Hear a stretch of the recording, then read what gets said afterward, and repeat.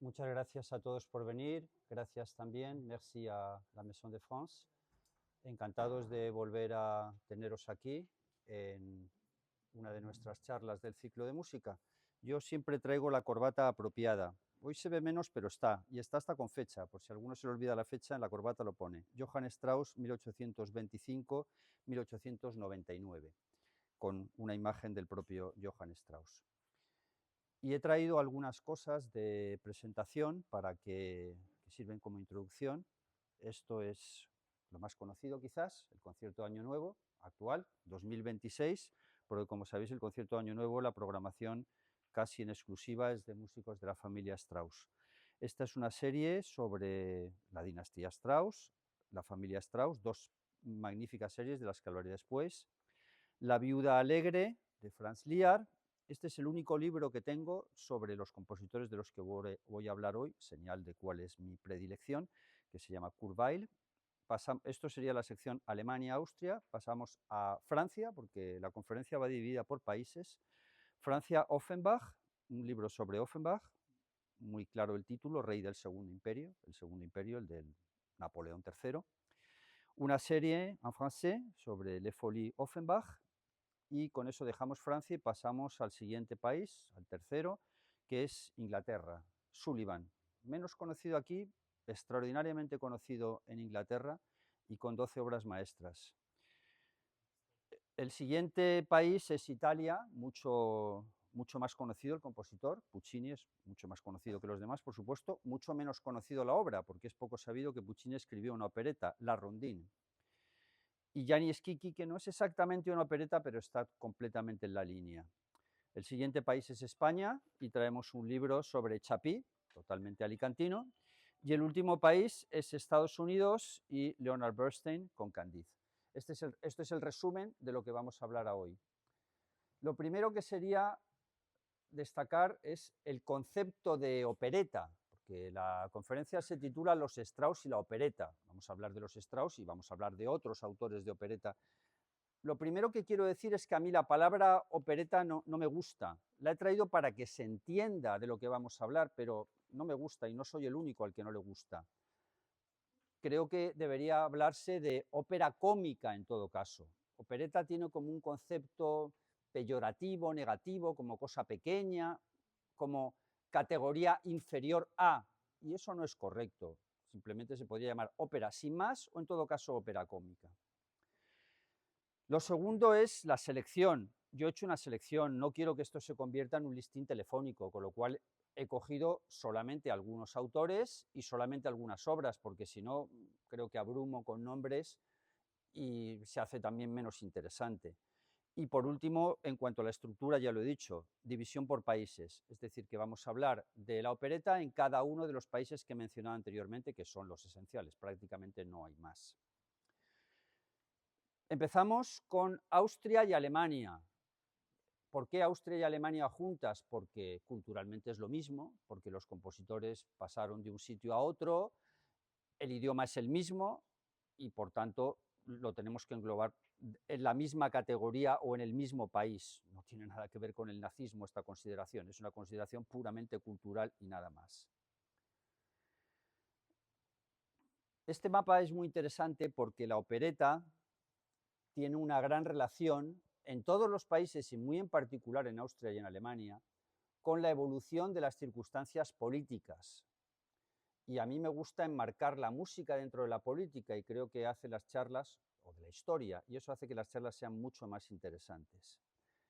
Este mapa nos refleja Austria o Europa en 1815, digo Austria porque es de lo que hablamos, y claro, se ve que el imperio austriaco es inmenso, enorme. Y otra cosa que se observa en el mapa es que hay muy pocos países. Tenemos a España, tenemos a Francia, la Confederación Alemania, que ni siquiera estaba unificado, Italia sin unificar, el imperio austriaco, como he dicho, enorme, el imperio ruso.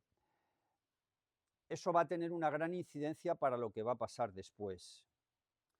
Porque, ¿qué ocurre en 1914? Y esto os gusta mucho la comparación de los dos. Aquí tenemos antes de la Primera Guerra Mundial y después.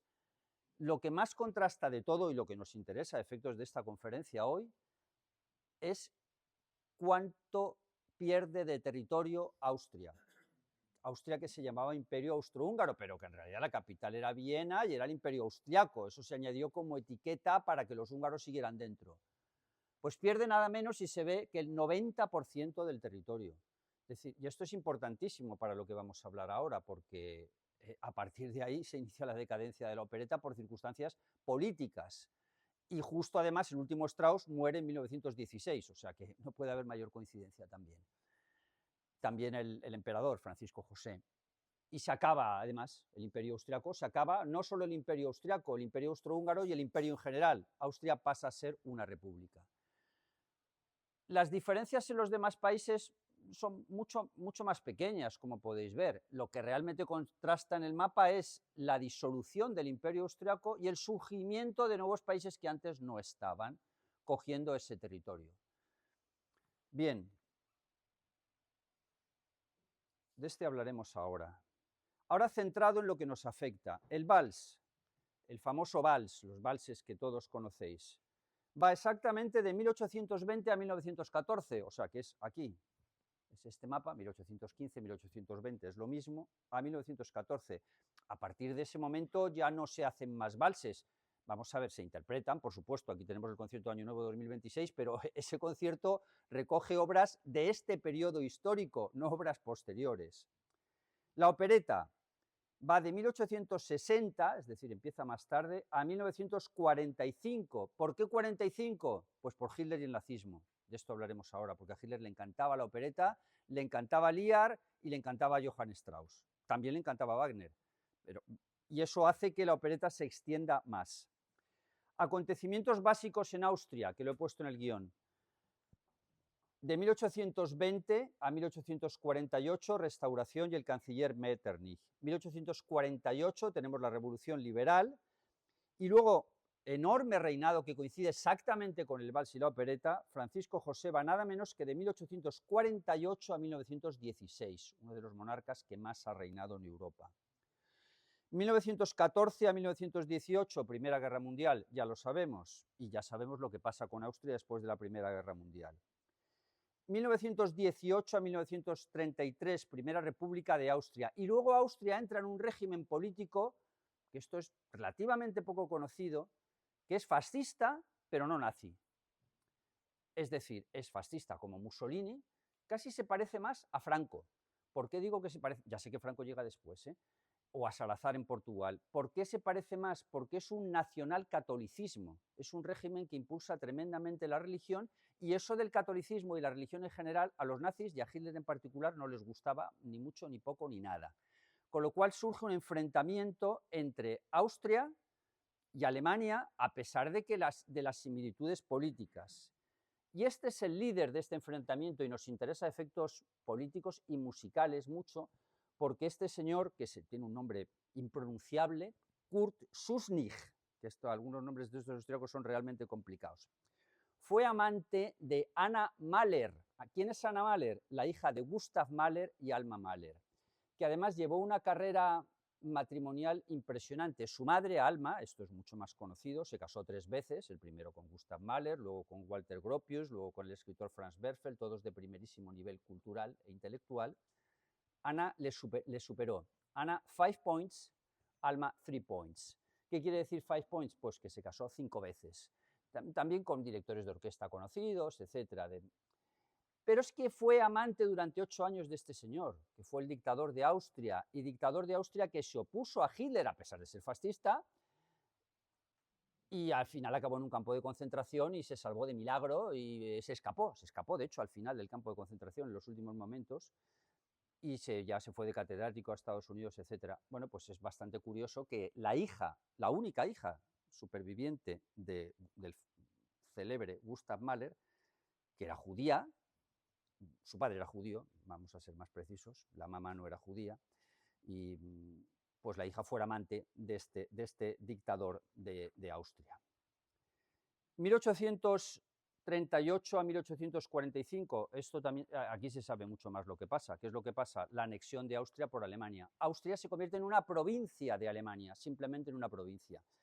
Y a efectos de lo que estamos hablando, como digo, claro que interesa por esa pasión hitleriana o esa pasión nazi por la opereta como lenguaje musical del pueblo y ese fomento que se hace grande de la opereta. A pesar de que, uno, Johann Strauss tenía origen judío. Eso los nazis borran, alteran los antecedentes, alteran los registros y deciden que no es judío. Franz Liar, que es el segundo menos conocido en España, hiperconocido en Austria y Alemania, tanto más que Johann Strauss, Franz Liar tenía una mujer judía. Hitler le dio diploma de aria, la convirtió y dijo, tú tienes diploma de aria honorífica. Y eso hace que durante todo ese periodo se fomente enormemente la opereta, y por eso la opereta tarda más en caer, aparte que Franz Liar muere en el 36. Nos vamos ahora a Alemania, muy brevemente. 1820 a 1871, que lo hemos visto en el mapa anterior, estaba aquí, hay múltiples estados. Alemania no se convierte en un estado unificado hasta 1871. Entonces no existía Alemania como tal. Había un estado más importante, que está ahí, Prusia, que no es Rusia, mucha gente confunde esto, se llama Kingdom of Prussia, que es Berlín en esencia, y otro bastante importante al sur, que era Bavaria o Baviera en castellano, que es el famoso King Ludwig. Bien, pues Alemania se unifica en 1870 y empieza el Imperio Alemán, Kaiserreich o Segundo Reich. El primer Reich es el Sacro Romano Imperio Germánico y el tercer Reich, ¿sabéis cuál es? Hitler. De momento no hay cuarto Reich. De 1919 a 1933 está la República de Weimar, luego gana las elecciones Hitler, da un golpe de Estado, se proclama dictador y empieza la Alemania nazi. Y en 1945, acontecimiento político excepcional, Alemania, como sabéis, se divide en dos países, la Alemania comunista, llamada DDR o Deutsche Demokratische Republik, RDA en español, y la Alemania federal. Este resumen para encuadrar los compositores alemanes de los que vamos a hablar, me parece que lo tenía que hacer. Películas, siempre me gusta traer películas. Mi hijo se queja con razón de que siempre traigo la película de Wagner. Bueno, procede que la traiga. Además, ya adelanto que la voy a traer 2 veces hoy. ¿Por qué la traigo la película de Wagner? Porque no he encontrado o no existe ninguna otra película que refleje mejor la Revolución Liberal de 1848, que es la que llevó al trono a Francisco José I con 18 años. No, es que no. ¿Y por qué no? Bueno, no sé por qué no hay películas. ¿Por qué lo refleja? Porque Wagner participó en esta revolución, lo hizo sino junto al famoso líder anarquista Bakunin, y los dos aparecen en esta película. Estamos, por tanto, hablando de una película musical de un compositor que tuvo una gran trascendencia también a estos efectos de esta revolución. De hecho, afectó enormemente a su vida porque tuvo que emigrar a Suiza bajo documentación falsa, fue condenado a muerte, no se cumplió la condena, pero estuvo 12 años exiliado hasta que le llegó el perdón. Por tanto, la película de Wagner aquí procede. Y luego hay algo muy interesante en el guión que os he dejado. Si alguno no lo tiene, he puesto una nota del grupo que tenemos de WhatsApp, que no es un grupo de WhatsApp, vuelvo a reiterar que es un grupo que solo sirve para hacer comentarios por parte del anfitrión o director del grupo.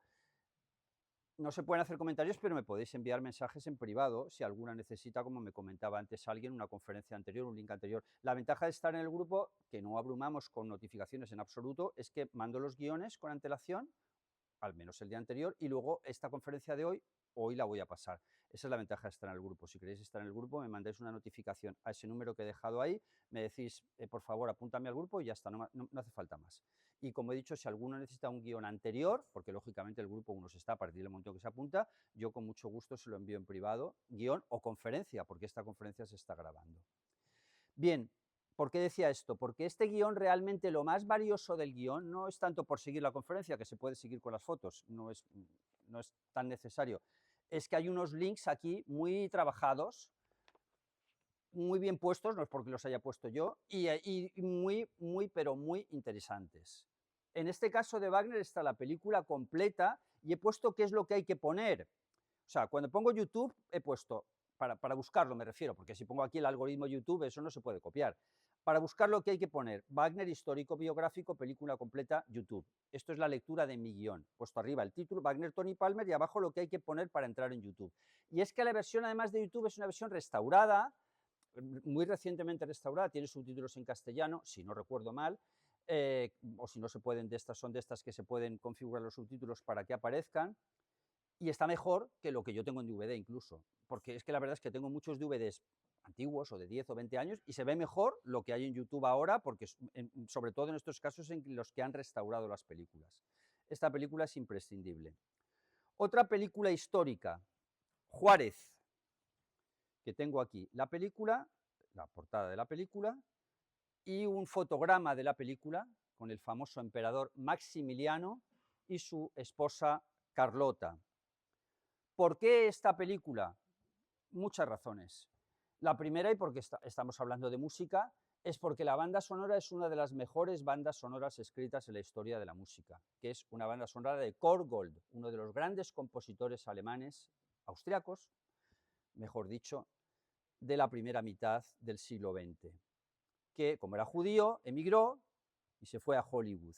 Hizo ahí una serie de películas, pero esta película además es excepcional, es histórica, y encima el guión, por si fuera poco, es de Franz Werfel. ¿Y quién es Franz Werfel? Lo he mencionado antes, el tercer marido de Alma Mahler, que era escritor.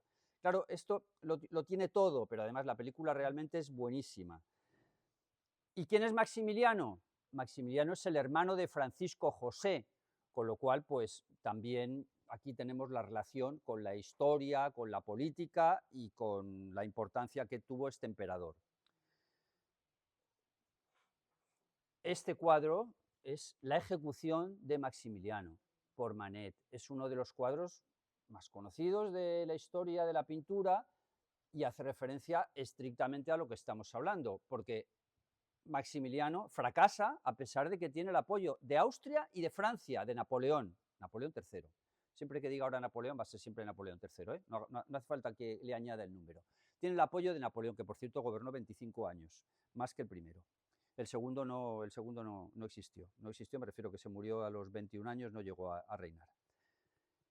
Y este cuadro a mí me encanta siempre traer a Picasso porque coge como modelo al anterior, coge como modelo el de Manet, pero hace La masacre de Corea, de 1955, referido a la guerra de Corea. 1951 exactamente. Otra película preciosa, esta película es absolutamente preciosa, es de Luchino Visconti. Aquí he puesto también dónde está cada cosa, es decir, Censo, he puesto al lado, Filmin, quiere decir que está en la plataforma de Filmin y está ahora, no que lo estuviera. Este guión está muy trabajado, lleva bastantes horas de trabajo, más de lo que parece. Me he preocupado por mirar si estaba o seguía estando, ¿no? Y sigue estando. Visconti es muy conocido por Muerte en Venecia, pero esta está por lo menos igual de bien. A mí en particular me encanta porque la banda sonora, toda la banda sonora, y esto es rarísimo en una película, es solo una obra. ¿Y qué obra es? Una de mis obras más queridas y una de las mejores de la historia de la música, la Séptima Sinfonía de Bruckner. Quiero decir que solo suena la Séptima de Bruckner y suena prácticamente entera la sinfonía, desde el principio hasta el final. Hay muchos momentos visuales en donde el director deja las imágenes y deja la música de fondo. La película además hace referencia a los inicios de la decadencia de Austria, los inicios de la decadencia del Imperio Austriaco, porque es cuando pierden el norte de Italia. Es una película que yo llamo, no sé si acertadamente, de ambientación histórica. Es decir, no es una película histórica, pero es un romance amoroso entre un teniente austriaco, que además le llaman al teniente Mahler, Visconti le pone el nombre Mahler, y una condesa italiana casada. Bien, hace referencia a la guerra y aparece también aquí, a continuación he mencionado las tres guerras muy brevemente. Primera guerra, Austria derrota al reino de Cerdeña, porque es poco sabido que Italia se unifica a través de Cerdeña, que como sabéis es una isla. Es decir, del reino de Cerdeña, que luego se junta Cerdeña-Piamonte, luego se va unificando y a partir de ahí se unifica toda Italia. Segunda guerra, gana Austria con el apoyo de Francia, Napoleón. Lombardía es anexionada al reino de Cerdeña y se sientan las bases de la unificación. Y tercera guerra, Italia se alía con Prusia y Austria cede Venecia a Italia. Bueno, en esta película estamos en la Tercera Guerra. Esta es un fotograma de la película. Esta es la misma película que acabo de mencionar, con paseando por Venecia el teniente Mahler y la condesa italiana. Otra película preciosa. Esta película es de mis favoritas. Aquí está en el título alemán. El título español le llamaron El hijo de Sisi, ¿vale? Porque ¿quién es Rudolf, el Kronprinz Rudolf?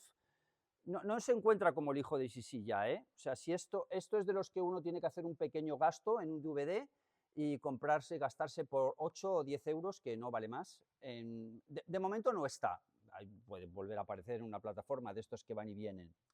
En inglés se llama The Crown Prince y la versión alemana es la que he traído aquí.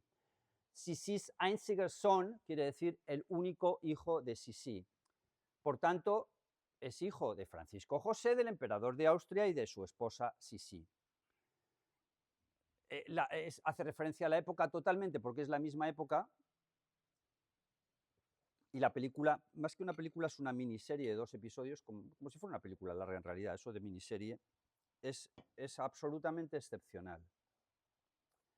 Esta es interesantísima para ver, he puesto el título en español en el guión. En el guión pone El atentado el día que cambió el mundo, Filming Prime. Como he dicho antes, porque ha llegado gente tarde, si alguien no tiene el guión, por favor que me mande un WhatsApp y yo se lo paso después, junto con la conferencia. Bien, en español se llama El atentado que cambió el mundo y está en Filming y está en Prime. Lo tenéis en el papel, está puesto en el papel. En inglés se entiende más el título, Sarajevo, el inicio de la Gran Guerra. Es el atentado con respecto al sobrino de Francisco José, porque, hago spoiler, el Rudolf, el anterior, este chico, se suicida. Se suicida junto con su novia de 17 años, además. Los dos se suicidan, una apasionante historia de amor. Y como no hay más hijos, y si Francisco José no tuvieron más hijos, designa como heredero a su sobrino Francisco José. Y al heredero lo matan en 1914 en un coche en Sarajevo, le pegan unos tiros y muere él y su mujer que iban en el coche. Fundamental para la historia que estamos aquí contando, porque claro, a partir de ahí ya Austria es cuando pasa, no voy a volver al mapa porque no hace falta, ya lo tenéis en la cabeza, es donde Austria empieza la decadencia ya total y pasa a perder el 90% del territorio. Esta serie es magnífica, absolutamente magnífica, porque hace referencia, y de nuevo, si vais el guión, está puesto, YouTube, Hitler, The Rise of Evil, subtitulada, y he puesto incluso, por si no lo encontráis, lo de Dalinda Cancino, quiere decir que es la persona que ha tenido la amabilidad de subirla en forma pirata a YouTube. Es la manera mejor de encontrarla, saltándose los derechos de autor, pero bueno, como mucha gente dice, yo no busco ningún beneficio al colgar esto, simplemente busco dar difusión. Durará hasta que se lo quiten y luego lo subirá otro. Bien, esta película es interesantísima porque hace referencia al periodo de Hitler antes de llegar al poder. Es decir, Hitler de 1918 a 1933 y está súper bien hecha, poco más de 3 horas. Bien, con esto cierro la parte histórica y nos vamos ahora a los antecedentes de la opereta. El primer antecedente casi podría considerarse la flauta mágica de Mozart y el rapto en el serrallo de Mozart. ¿Por qué? Porque la frontera entre lo que es opereta y ópera es una frontera tremendamente sutil y poco clara. ¿Dónde está la frontera entre las dos cosas? La opereta se llama opereta porque tiene parte hablada y parte cantada, pero es que eso mismo lo tiene Fidelio de Beethoven, que es una ópera absolutamente excepcional. También he puesto en el guión, figura abajo, dónde poder ver Fidelio. Está puesto Met, que es la plataforma del Met de Nueva York, y Opera Vision, que es una plataforma gratuita de la Unión Europea, donde vuelcan muchas cosas, y la de Met la volcaron el mes pasado, y la de Opera Vision es una de la Ópera de Viena, además, y la volcaron también el mes pasado. La primera es de pago, 10-12 euros al mes, y la segunda es gratuita. Y luego he puesto una versión cine. Yo cada vez que diga cine, no penséis en esas proyecciones que hacen ahora en los cines alicantinos y otros muchos lugares donde proyectan las películas del Met de Nueva York o del Royal Opera House de Londres. No, hablo de una película de cine de verdad, quiero decir, una película de cine rodada en escenarios naturales. De eso hay una película de Fidelio que es muy poco conocida y es buenísima, y además está gratis, porque he puesto ahí el link de YouTube, y por un grandísimo regisseur de ópera que es Walter Felsenstein, de la Komische Oper de Berlín. En este caso es con la Filarmónica de Viena, además, y tiene el aliciente, diría yo, otros podrían considerarlo que es algo negativo, que es que los que cantan por un lado, pero tiene actores, y lógicamente esto permite poner actores muchísimo más jóvenes. Bien, el gran antecedente de la opereta, el básico, es este, Der Freischuth, o El cazador furtivo. Yo he puesto ahí que hay una versión en cine que se llama Huntes Bride, y la siguiente versión a la que me voy a referir, que está en Medici, que es otra de las plataformas, al final del guión están las plataformas de música más destacadas. Freischuth es súper conocido en Alemania y en Austria. En Alemania es hiper popular, casi es que lo dan en el cole, porque tiene un componente de historia infantil, no, adolescente, 14, 15 años va bien. Esta versión cine se hizo aquí. ¿Qué es esto? Esto es una de las plazas más bonitas de Europa, que es la plaza donde está el Konzerthaus de Berlín, o el Auditorio de Berlín, el Auditorio de Berlín Este, con la curiosidad extraordinaria de que a un lado tiene una iglesia protestante y a otro lado una iglesia católica, que se ven las dos. Y este es el Konzerthaus, ahí se ve, Konzerthaus Berlín. Yo he estado más de decenas, no, unas 200 veces habré estado. Porque este es el auditorio que quedó en Berlín Este, tras la división de la ciudad de Berlín. Esto se quedó en el este. Era un Schauspielhaus, es decir, un teatro simplemente, y se reconvirtió en auditorio. Y hoy es el auditorio de Berlín Este, uno de los dos auditorios de Berlín. Y esto es el interior. En el año 2021 se cumplieron 200 años, justo 200 años, del estreno de Der Freischuth, cómo no, en Berlín. Y cómo no, en esta misma sala, en este mismo teatro, con este mismo edificio que ya existía. ¿Y qué se hizo en homenaje? Se encargó una representación de Der Freischuth, que es una versión cine, utilizando como escenario, se desmontó el teatro por dentro, se proyectó, yo estuve, se proyectó fuera, en la plaza, no había espectadores dentro, y se hizo una versión que es maravillosa y que está además en Medici, o sea, se puede ver. Uno, si quiere suscribirse a Medici solamente por un mes, pues esto es uno de los muchos atractivos que tiene esta plataforma. Y esto es el germen total de la opereta, porque tiene mucho diálogo.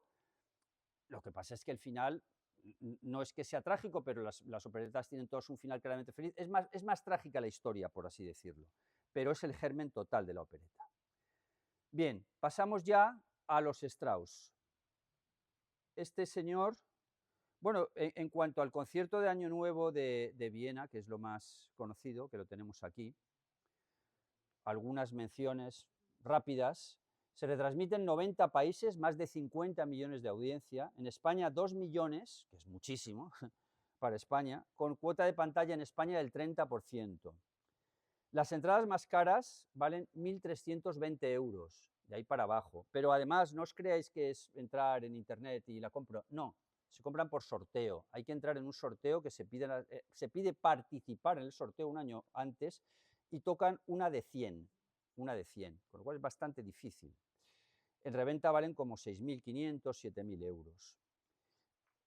El origen es nazi, porque lo inauguró Goebbels el 31 de diciembre de 1939. Ya sabíamos lo que había pasado, ya había estallado la Segunda Guerra Mundial. Y los bises que se interpretan aquí son siempre los mismos, son el Danubio Azul y la Marcha Radetzky, pero son de compositores distintos, y son el papá y el nene. Este es el papá, Joseph Strauss no, Johann Strauss, Joseph es el hermano, Johann Strauss I, 1804-1849, y el nene es Johann Strauss II, 1825-1899. Bien, los otros compositores de la familia Strauss son este es el padre, este es el hijo y este es el hermano, también hijo del padre, lógicamente. Joseph, que también se interpretan obras suyas en los conciertos, y aquí tenemos al cuarto. Vale, voy a referirme brevemente a cada uno de ellos. Johann Strauss I, 1804-1849, o sea que vive relativamente poco. Tuvo 6 hijos matrimoniales, los 3 chicos, otro chico más que murió muy joven y 2 chicas. Y luego tuvo 7 hijos con la amante, 13 points. No los tuvo simultáneamente, sino que deja a la esposa porque ya se le hace un poco mayor y la deja por la amante muchísimo más joven, como suele pasar con la gente de prestigio o dinero, y hace 7 más con la amante. Total, 13 points, que contrasta mucho con el nene, porque el nene se casó 3 veces, tuvo un montón de amantes y hizo 0 points, o sea, 13-0. Quiere decir que el nene no hizo hijos. Vale, la Radetzky March tan conocida, que es esta de las palmas, que empieza la gente a tocar, al final a dar las palmas ahí, en un público, claro, como las entradas son tan caras, pues ya es un público de una edad, bueno, respetable, no sé, pero no es un público joven, desde luego. Conmemora, como he puesto aquí, la victoria del Imperio Austriaco contra el Reino de Cerdeña, que todavía era Reino de Cerdeña, es decir, que es una victoria militar, y el señor Radetzky era un mariscal del ejército austriaco. Otra obra de Johann Strauss I muy graciosa es Las marchas para la noble Guardia Real Española, opus 249, que fueron encargadas por Isabel II personalmente al señor Strauss, papá, en Londres, como homenaje también a una victoria militar, homenaje por la victoria en la Segunda Guerra Carlista. Bueno, nos vamos al segundo, Johann Strauss II. 3 esposas. Este tuvo una historia matrimonial absolutamente increíble, porque dice la gente que siempre uno tiende a casarse, como cuando los que se casan varias veces, tiende a casarse, que repiten el modelo y tal. Bueno, sí, no. Enrique VIII se casó 6 veces y no repitió mucho modelo. Felipe II se casó 4 y tampoco repitió mucho. Y este no repitió para nada, porque en edades no repitió. Y en características de las esposas tampoco. La primera es un caso verdaderamente espectacular. Ya os pongo así la intriga de qué tiene de espectacular. Tenía 10 años más, eso no es lo espectacular. Y ya con una cierta edad, para la época, 35-45. Hoy 45 es una mujer súper joven, 50 también es súper joven, y 60 sigue siendo muy joven. Pero en aquella época 45 no era tan joven. Es raro que se casara con una de 10 años, pero es que algunas biografías, y es la tesis que defiende la serie esta, Strauss Dynasty, considera que esta chica, Henrietta Treves, había tenido un hijo con el padre de su marido, es decir, con Johann Strauss I. En la serie se muestra que son amantes, Johann Strauss I, el papá del nene, son amantes. Claro, si son amantes y se acuestan, bueno, teniendo en cuenta el grado de fecundidad que tenía que habría que apuntarle un hijo más, no habría que darle 13 points, sino 14 points, si le asignamos a pues hizo un hijo. Claro, es bastante singular, ¿no? Porque es bastante singular que tú te cases y resulta que tu mujer tenga un hijo con tu padre. Bueno, esto es bastante de récord, ¿eh? No coinciden todos los biógrafos. Está claro que fueron amantes. A partir de ahí, si el bebé salió, claro, de quién es el padre, eso lo sabe la mujer. A veces no lo sabe tampoco, porque si se ha acostado con varios el mismo mes, tampoco puede tenerlo claro. Pero bien, en cualquier caso, pues la chica era singular. Cuando se acostó, no se acostó, bueno, claro, se acostó, primero se acostó, luego no lo hicieron al revés. Cuando se acostó con el nene, ella era prostituta, pero de alta clase. Vamos a ver, prostituta de alta clase no estaría bien llamarla prostituta. Más claro sería decir prostituta de un solo cliente. Es decir, tenía un señor, el barón Montesco, que sale también ahí mencionado, de alto nivel en Austria, de supermillonario, que le pagaba un superpiso, le pagaba todos los gastos, etcétera, y era una señora mantenida sobre los servicios sexuales que prestaba este señor cuando iba a su casa. Eso es lo que conoce. Claro, el escándalo fue colosal, porque imaginaros, este señor que se casa con una chica 10 años, porque además se casaba muy rápido. Nos casamos, 3 semanas, un mes, ya está. Con una chica mayor que él, que había sido amante de 200.000, que estaba mantenida por otro y que eso era muy sabido, y va y se casa con ella. Vale, pues no está mal. El matrimonio se rompe, según la teoría de esta serie y según algún biógrafo, porque esto viene de textos, porque él descubre lo del hijo. Él descubre lo del hijo y ella le da un infarto y se muere. Vale, A la vez él ya había descubierto los placeres de las mujeres más jóvenes. No quiero ofender a nadie, ¿eh? Lo que quiero decir es que Johann Strauss habían pasado 7 años, tenía 42, empezó con el murciélago, conoció a cantantes de 18 o 20 años y empezó con aventuras sexuales y dijo, bueno, pues lo que está fuera de ahí pues también es muy interesante. Y bueno, se acabó la relación y se murió. Primer matrimonio, out. Segundo matrimonio, se casa con una chica jovencísima, 20 años de edad, y estamos hablando de ya había 30 años de diferencia, que hoy 30 años de diferencia es mucho, pero entonces un 50-20 era muchísimo, porque un 50 era un hombre mayor, y este tampoco además no era un hombre cuidado y tal, que hiciera deporte y tal, no. La chica se dedica a gastar todo lo que puede y más, le arruina, la arruina no, bueno, gasta una barbaridad, se dedica a acostarse con otros directamente, la retratan desnuda y encima se lo enseña a su marido, y dice, mira qué retrato me han hecho en una exposición pública, claro, otro escandalazo total. Él le pide el divorcio y dice, nena, o nene mejor dicho, de divorcio nada. Aquí esto es católico y ni disolución del matrimonio ni nada, yo no te doy el divorcio. Y empiezan unos líos de juicios tremendos, en donde se complica la historia todavía más, porque Strauss contrata a un abogado y el abogado se lía con la chica. Es decir, sí, no termina aquí, sigue. Es decir, que el abogado se lía con la chica es relativamente fácil de entender porque la chica era muy atractiva, el abogado era todavía más mayor que Strauss y la chica debió ir insinuante al despacho del abogado. Yo no digo justificar, digo entender, todo se puede entender. Y bueno, yo he sido abogado durante bastantes años, entonces me han pasado situaciones similares. No voy a decir si he caído o no. Entonces, bueno, pues se lía con el abogado y el señor Strauss se queda sin cliente, pero se complica más, porque es que la hija del abogado se lía con Strauss. Es decir, la hija del abogado, es decir, que trabajaba con el papá. Es decir, pues, tantos despachos de estos familiares donde trabaja el papá y el chico, o el papá y la chica. En este caso, la chica era abogada. Y se lía con Strauss, con lo cual el juicio es Strauss con la abogada, muy joven, por cierto, 23, 24 años, contra el papá y el papá el papá no, el papá de la chica, el papá de la... Y Strauss se enamora de esta chica que tiene un perfil completamente diferente, es una chica intelectual, no tiene nada que ver con la otra, y decide que se va a casar con ella. Claro, casarse con ella, ya habían pasado más años, con lo cual la diferencia ya estábamos en 36 años de diferencia de edad, que ya empiezan a ser bastantes, sobre todo, como digo, para la época. 60 años ya prácticamente Strauss. ¿Y qué es lo que ocurre? Pues que Austria era católica, era católica. En Austria no se admitía el divorcio. Pero Strauss era un hombre que decía, a mí me da igual, yo me quiero casar contigo y lo vamos a arreglar. Y consigue casarse. Y diréis, ¿cómo? Porque he olvidado mencionar un dato importante, la chica era judía, totalmente judía, por parte de Padre, de Madre y de Espíritu Santo. Con lo cual ya el escándalo es todavía más grande, claro.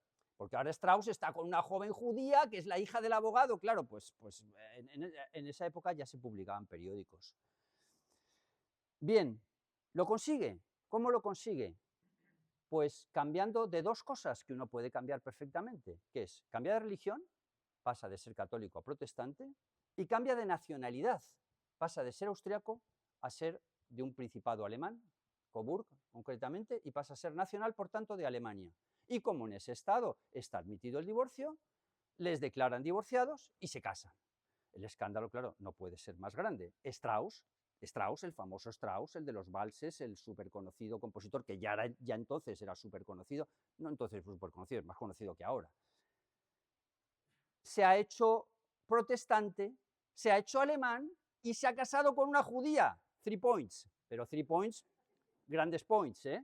El emperador horrorizado, Francisco horrorizado, le despide de la corte, no queremos saber más de ti, qué agonía, en fin, qué es lo que has hecho, y pasan muchos años hasta que le perdonan.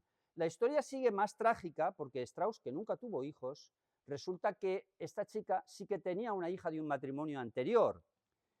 La chica, que se llamaba Liz, como la mamá era judía, es también judía. A la mamá Hitler le perdonó lo del judaísmo, porque la mamá llegó ya a conocer a Hitler, claro. Pero a la hija no se lo perdonó y la hija murió en un campo de concentración. Por eso digo que la historia graciosa ahí tiene un perfil final trágico. Eso no sale en la serie, lógicamente, porque son acontecimientos posteriores ya del 45, cuando mueren Theresienstadt. Bien, de hecho, este entretenido relato sobre la vida de Strauss, luego hablaré de las películas, pasamos a las operetas. Este es Joseph, no, sí, bueno, sí, porque lo he sacado aquí, vamos a pasar, esto es el Año Nuevo. La primera opereta, esta es conocidísima, se llama The Fledermaus, traducción en castellano, El murciélago, esto significa el murciélago.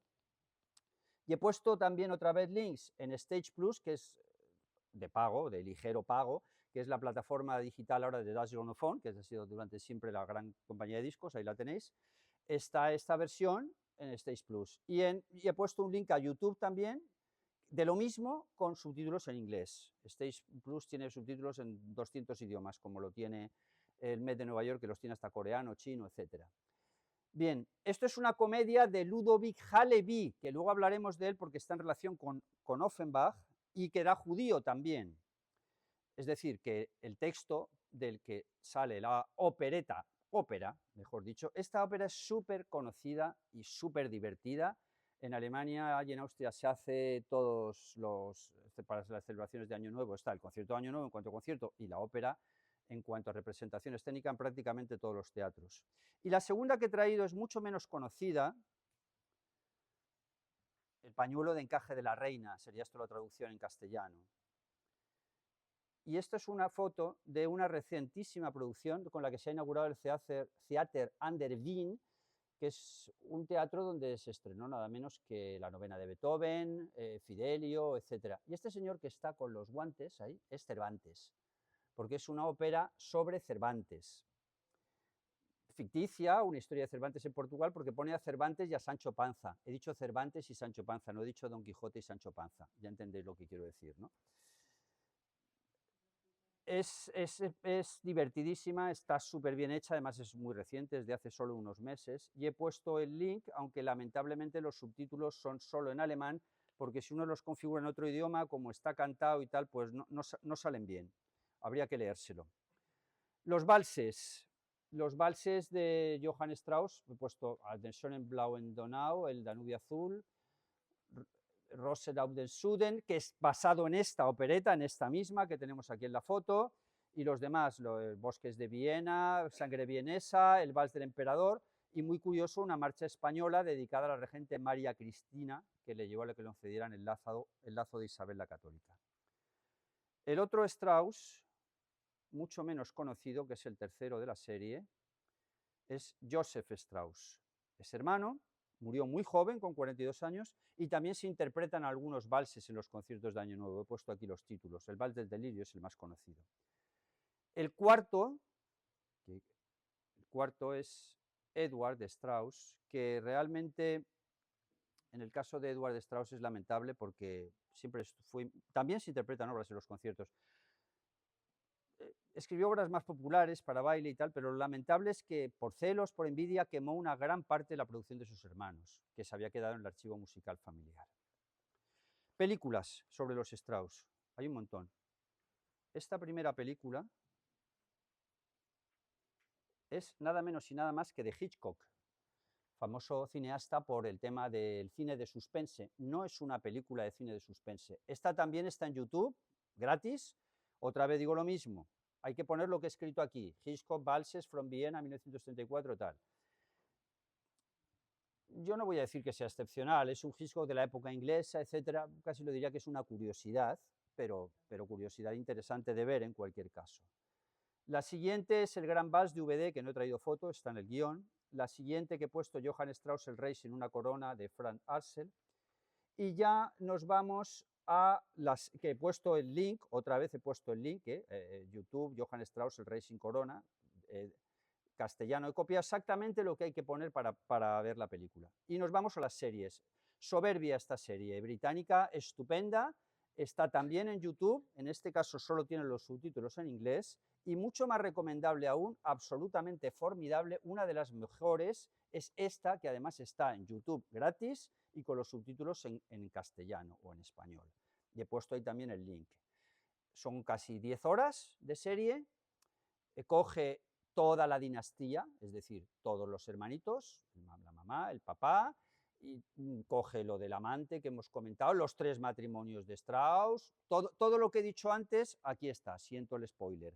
En cualquier caso, interesantísima de ver y apasionante para saber más. Y como digo, una de las mejores series, no, una de las mejores no, la mejor serie, digo serie, no película hecha sobre un compositor. Bien, nos vamos a otro autor, un poco posterior, que es este señor, Franz Liar, conocidísimo en Alemania y en Austria, súper conocido, mucho menos conocido aquí de nombre, quizás. Su vida matrimonial aburrida, casado sin hijos, un point solo de casado.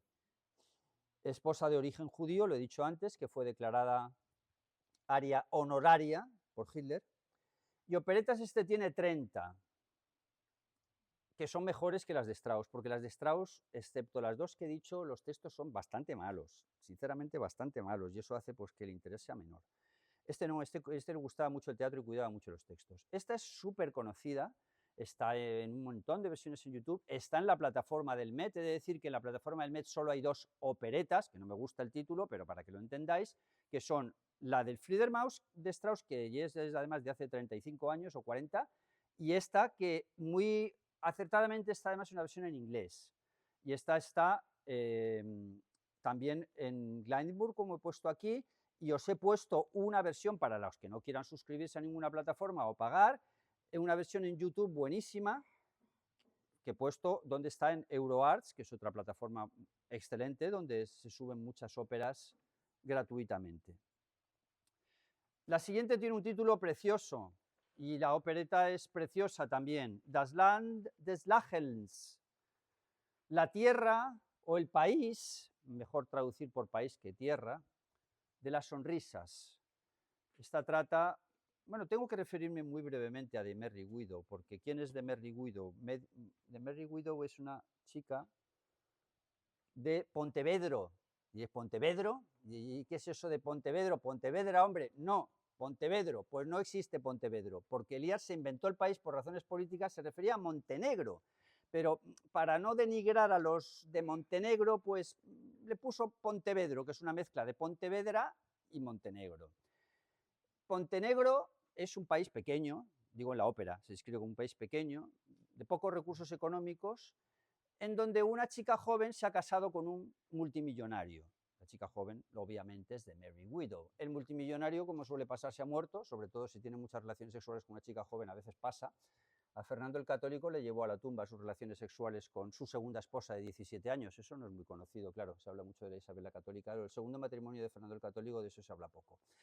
Bien, Merry Widow, muere el marido y ella es millonaria, pasa a ser millonaria y, vale, pues todos están como locos de casarse con ella, pero el problema es que las autoridades de Pontevedra, protagonistas de la ópera, el presidente de Pontevedra está muy preocupado porque la chica se case con una persona de otro país, ahora está en París además, donde se desarrolla la ópera, y se lleve todo el dinero de allí porque han hecho determinadas operaciones de corrupción, cosa muy actual, parece siempre ha habido, entonces menos controlada que ahora. Bueno, no digo que ahora esté muy controlada, digo que menos es una perspectiva meramente comparativa. Y como digo yo siempre con la corrupción puede ser ya tan grande, tipo Guinea Ecuatorial, que lleves a la quiebra del país o robes.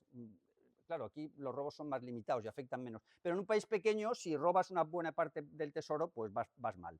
Y el país va a la quiebra directamente. Única solución, que la señora no se lleve el dinero de allí y se case con un pontevedrés. Vale, hay que conseguir el pontevedrés para que se case con ella. El problema es que la chica pues no está muy por la labor, porque le van todos a hacer la corte y ella pues, como suele pasar, pues no le interesa. Claro, es joven y es millonaria, tiene gran capacidad de elección. Y el único que le interesa es uno que, como suele pasar con las mujeres, con el mayor de los respeto por las... Lo que digo no es con los respeto a las que están aquí, digo a las que no están aquí, se interesan solo por los que no están por ellas, ¿vale? Esto es bastante frecuente. Y el chico lo que pasa es que no quiere estar con ella porque a él le gusta, y lo dice literalmente en la ópera, le gusta acostarse con prostitutas y le gusta ir a Maxim's, pero Maxim's es un club de prostitución en este caso, pone los nombres de las prostitutas y todo, y la chica ya llega hasta la humillación máxima, cuando es rechazada, de entrar en el Maxims, y es joven y millonaria, a vestirse de prostituta porque quiere estar con él. Bueno, como es una opereta, la historia acaba con un final feliz, se casan, el dinero se queda en Pontevedro, y Pontevedro, a pesar de la corrupción y de los robos, no va a la quiebra. Bien, la tierra o el país de las sonrisas, esta también es realmente preciosa la historia. Todas las operetas tienen siempre un final feliz, no tienen un final dramático. Bien, maticemos, feliz y no dramático. No dramático en el sentido de trágico, no de que se muera, pero aquí el Lear ya va avanzando. Y en esta opereta se trata de una mujer austriaca que se enamora de un príncipe chino, que además el príncipe chino muere su padre y se convierte en el emperador o rey de China. China figurada, no se dice exactamente que sea China, pero se entiende que es China claramente. De nuevo por cuestiones políticas. El chino decide que, bueno, que una mujer no es suficiente, que quiere otra más por alianzas políticas, y eso pues a la chica no le parece bien, y al final la relación se rompe. Con lo cual se acaba con una relación rota, un cierto signo de tristeza y de ruptura, por lo cual ya por eso la opereta, esto podría ser perfectamente una ópera, podría ser perfectamente el tema de una ópera. Paganini, curiosísima, porque es una opereta de Lear, Franz Lear, sobre el famoso violinista Paganini y su romance con la hermana de Napoleón Bonaparte, sí Bonaparte, este es Napoleón I, y es preciosa. También he puesto el link aquí. En la primera he puesto el link, además para los franceses pone con subtítulos en francés, la segunda subtitulada en inglés. Y por último, terminando con Lear, tenemos Judita. Aquí he traído un fotograma, porque quiero traer fotos solo grandes, que a veces las traía las fotos demasiado pequeñas, y el problema es que cuando traes carátulas, a veces todas las carátulas son pequeñas, por eso traigo un fotograma. Esta se llama Judita. Es del 34. Hasta hace nada ha estado en versión francesa en Ópera Visión, en una versión fabulosa en francés en Estrasburgo. Porque las operetas de Lear, el propio Lear aceptó y supervisó traducciones a otros idiomas también. Esta nace de una película que se llama Marroco, como he puesto aquí, de 1930, y la historia es una chica muy joven, casada con un hombre mayor millonario. ¿Cuántas veces pasa esto en las óperas? Es increíble la cantidad de veces que pasa. Y aparece un capitán de la Legión extranjera. La Legión extranjera es esa legión francesa que lleva tantos años, que la integran soldados no franceses y también franceses, y la chica se enamora del capitán y se va con el capitán a la aventura, es decir, que deja al marido millonario y se va con él. Rechaza una vida segura y elige una vida incierta pero intensa.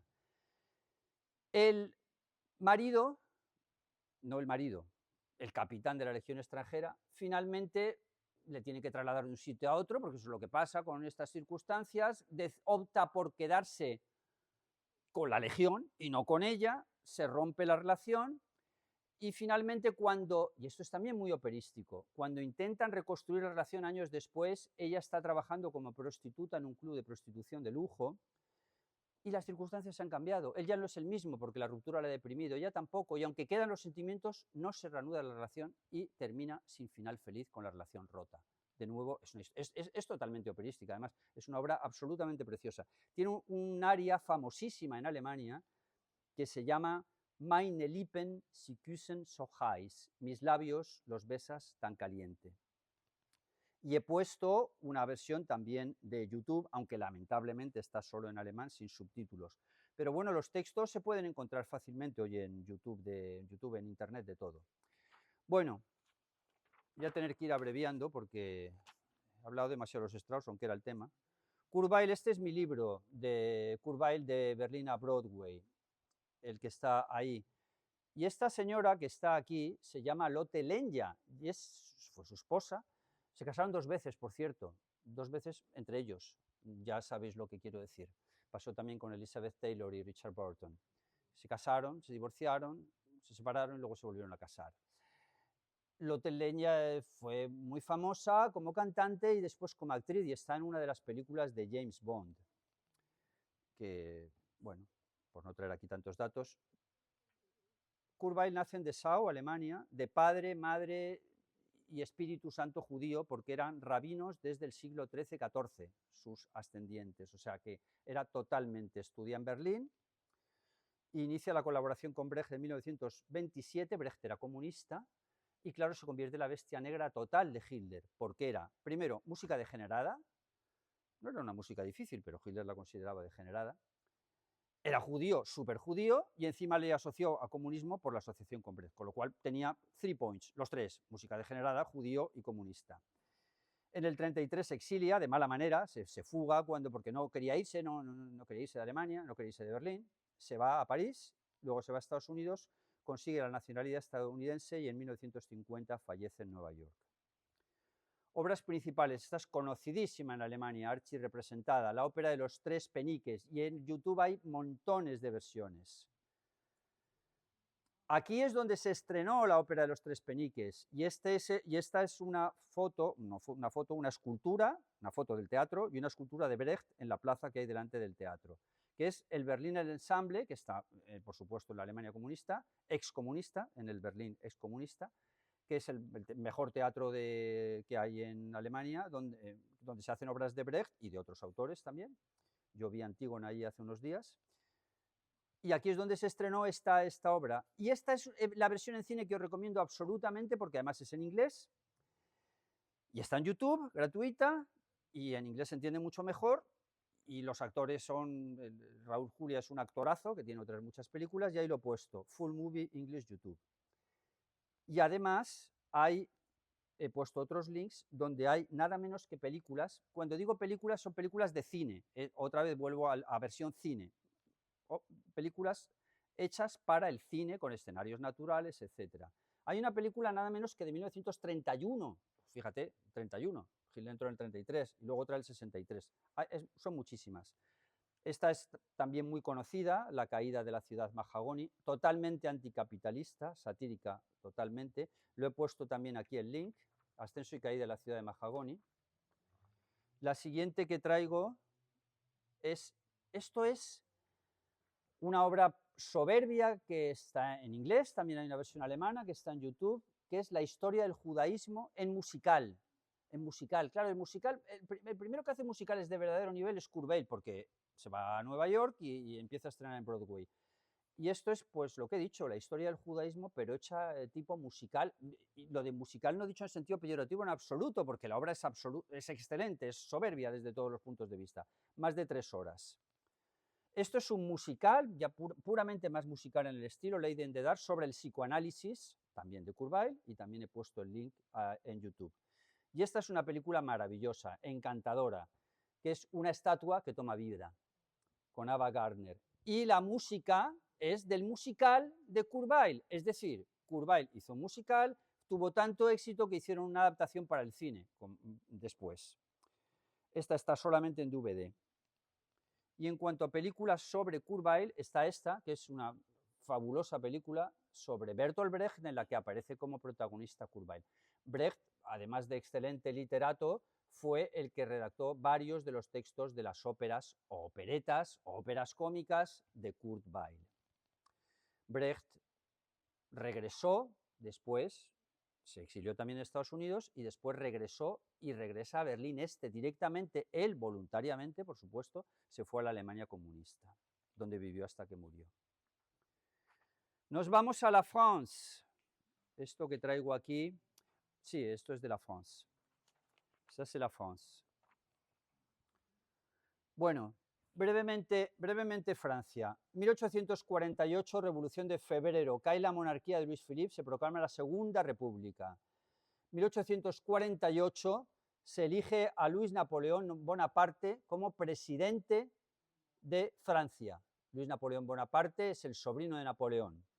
1852 se proclama el Segundo Imperio, Napoleón da un golpe de Estado, dentro del poder, es decir, estando como presidente, da un golpe de Estado y se proclama él a sí mismo dictador.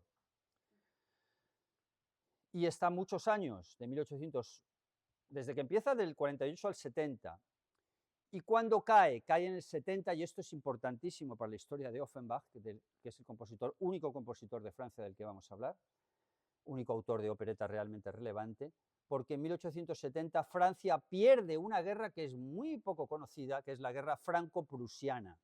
Y es menos conocido todavía que esa guerra se desata por culpa de la sucesión al trono español, cuando se expulsa a Isabel II, la reina Borbón, nace el litigio de quién va a ser el rey de España, y los alemanes, los prusianos para ser exactos, proponen a un sobrino del emperador alemán. Esto no es aceptado por los franceses, los alemanes se retiran, pero Luis Napoleón dice, me da igual, le declara la guerra a Alemania y la pierde rápidamente, en 6 meses. Lo cual lleva a que sea derrotado, y esto es muy importantísimo para Offenbach, como ahora veremos. 1871, La Comuna de París, que sí que es esta película. Y 1894, el inicio del caso Dreyfus. La Comuna de París es el primer experimento comunista de la historia, que duró varios meses, y esta película, que es, de nuevo, es una película, tiene una banda sonora nada menos y nada más que de Sostakovich, es decir, que estamos ante una banda musical soberbia. Yo la vi esta aquí, en Alacant, en el Aula de Cultura, y se ha llegado a interpretar con orquesta, porque es una película todavía de la época de las películas mudas. Sostakovich tiene películas posteriores ya habladas, Sostakovich hizo muchas bandas sonoras, algunas por encargo directo de Stalin, y esta es una película muda, lo cual realza todavía más el valor de la música, y trata sobre la comuna, estrictamente sobre la comuna. Lógicamente es una película soviética en donde se impulsaba el experimento comunista anterior. Y esta es mucho más reciente y es fabulosa. Hay 2 versiones, una de 5 horas, he dicho bien, y otra de 3 horas, bueno, se puede ver a trozos, y esta además está en Filmin, me refiero a la segunda. Y esta es sobre el caso Dreyfus. ¿Por qué me importa el caso Dreyfus? Porque Offenbach era judío, también, para variar. Y lógicamente todo esto le afectó mucho también.